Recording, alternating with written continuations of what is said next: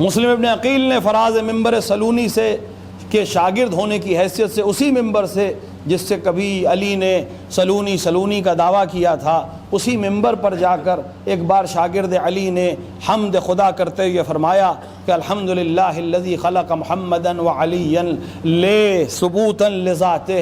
یہ بات آپ کے سامنے کر دی، لیکن یہ عظمت امیر المؤمنین کو بیان کرنا ضروری تھا مسلم ابن عقیل کے لیے کہ حمد خدا بھی وہیں سے شروع کی، کسی اور نعمت کا ذکر نہیں کیا.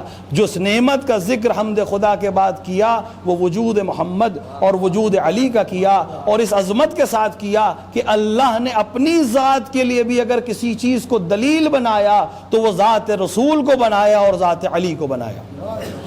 اور ان دونوں کی فضیلت بیان کرتے ہوئے یہ بھی فرمایا کہ وَجَعَلَ تَاجَ مَشِيَّتِهِ لِوَاحِدِهُمَا وَجَعَلَ سَيْفًا لِإِرَادَتِهِ. ایک کو خداوند عالم نے اپنی مشیت کا تاج پہنایا اور دوسرے کو اپنے ارادے کی تلوار بنایا.